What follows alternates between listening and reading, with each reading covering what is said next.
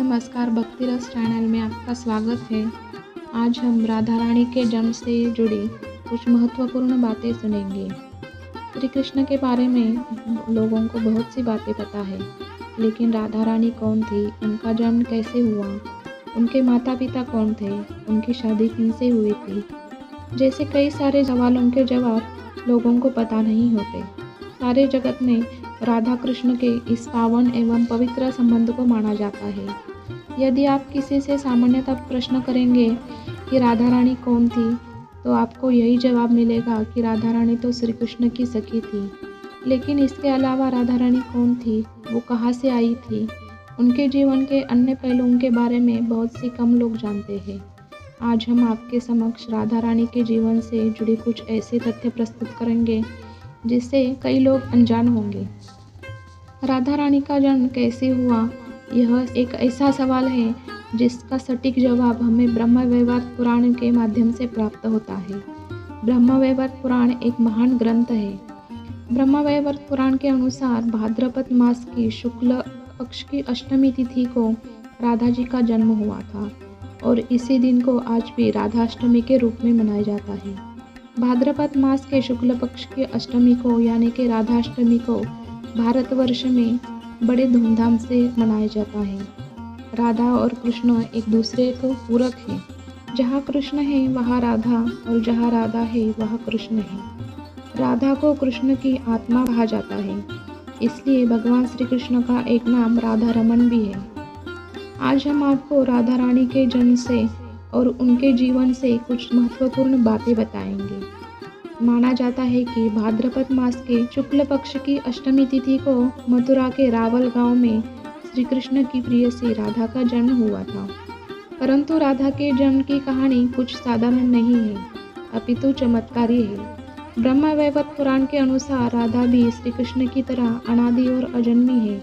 जी हाँ, अर्थात उनका जन्म माता के गर्भ से नहीं हुआ था, इसलिए देवी राधा को अयोनिजा भी कहा जाता है। ब्रह्म वैवर्त पुराण में दर्ज राधा के जन्म से जुड़े एक और पौराणिक कथा के अनुसार राधा जी श्री कृष्ण के साथ गोलोक में रहती थी। एक बार उनकी अनुपस्थिति में श्री कृष्ण अपनी दूसरी पत्नी विरजा के साथ घूम रहे थे।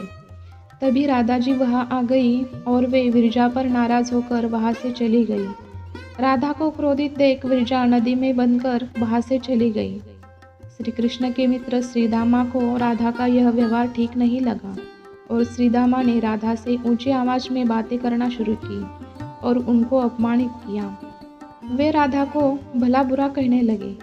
बात इतनी बिगड़ गई कि इससे देवी राधा और भी क्रोधित हो गई और क्रोधावस्था में श्रीदामा को श्राप दिया कि वे राक्षस कुल में जन्म लेंगे। इस पर श्रीदामा ने भी राधा रानी पर क्रोधित होकर उनको पृथ्वी लोक पर 100 सालों तक मनुष्य रूप में जन्म लेगी और श्री कृष्ण को भूली रहोगी, यह श्राप दिया। राधा रानी के श्राप के कारण श्रीदामा ने पृथ्वी लोक पर शंखचूड़ नामक राक्षस बनकर जन्म लिया। उनके बाद श्री कृष्ण चिंता में ग्रस्त राधा के पास आए और उनसे कहा कि देवी, आप पृथ्वी पर जन्म लेंगी लेकिन हमेशा मेरे आसपास ही रहोगी। श्री कृष्ण राधा से बोले कि आपको गोकुल में देवी कीर्ति और वृषभानु की पुत्री के रूप में जन्म लेना होगा। देवी कीर्ति और वृषभानु पिछले जन्म में भृगुपुत्र राजा सुचंद्र और पितरों की कन्या मानसी कलावती थे और उन्होंने 12 वर्ष तक तप करके ब्रह्मदेव से राधा रानी को पुत्री रूप में प्राप्त करने का वरदान मांगा था। फलस्वरूप द्वापर में राजा वृषभानु और रानी कीर्ति के रूप में जन्म लिया। दोनों पति पत्नी बने। राधा जी ने मथुरा के रावल गांव में वृषभानु जी के यहाँ बेटी के रूप में जन्म लिया, लेकिन राधा जी ने रानी कीर्ति के गर्भ से जन्म नहीं लिया था। भाद्रपद की शुक्ल अष्टमी चंद्रवारस मध्याह्न के समय एक दिव्य ज्योति प्रसूति गृह में फैल गई। वह इतनी तीव्र ज्योति थी कि सभी के नेत्र बंद हो गए।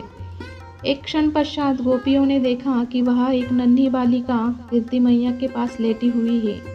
उसके चारों ओर दिव्य पुष्पों का ढेर है। पद्म पुराण में भी एक कथा मिलती है कि श्री वृषभानु जी यज्ञ भूमि साफ कर रहे थे तो वहाँ उन्हें भूमि कन्या के रूप में श्री राधा रानी प्राप्त हुई थी। यह भी माना जाता है कि श्री विष्णु के अवतार के साथ अन्य देवताओं ने भी अवतार लिया था। वैकुंठ में स्थित श्री लक्ष्मी जी राधा रानी के रूप में अवतरित हुई थी। यह भी कहा जाता है कि वृषभानु जी को एक सुंदर शीतल सरोवर में सुनहरे कमल में एक दिव्य कन्या लेटी हुई मिली और वे उसे घर ले आए, लेकिन वह कन्या आंखें खोलने के लिए राजी नहीं थी। माता पिता ने समझ लिया कि वे देख नहीं सकती, लेकिन जब बाल रूप में श्री कृष्ण उनके सामने आए तो उन्होंने आंखें खोल दी। श्री रामा के श्राप के अनुसार श्री कृष्ण और राधा का विवाह नहीं हो सकता था। कृष्ण ने राधा से कहा कि वह तुम्हारा विवाह रयान नामक एक वैश्य से होगा और सांसारिक तौर पर तुम रयान की पत्नी कहलाओगी। रयान मेरा ही अंश होगा। राधा का विवाह रयान से हुआ था और रयान भगवान श्री कृष्ण का ही एक अंश अवतार था। श्री रामा के श्राप के अनुसार राधा रानी पृथ्वीलोक पर जन्म लेने के बाद श्री कृष्ण को भूल चुकी थी और श्री कृष्ण भी राधा रानी का साथ देने के लिए और धर्म स्थापना के लिए पृथ्वीलोक पर देवकी और वसुदेव के यहाँ जन्म लिया। राधा को जब श्राप मिला तो श्री कृष्ण ने उनसे कहा था कि तुम्हारा मनुष्य रूप में जन्म तो होगा, लेकिन तुम सदैव मेरे पास ही रहोगी। तो ये थी श्री राधा रानी के बारे में कुछ रोचक बातें ज़्यादातर लोग नहीं जानते। आशा है आपको यह वीडियो पसंद आया होगा। अगर यह वीडियो पसंद आए तो लाइक, शेयर और सब्सक्राइब करें। राधे राधे।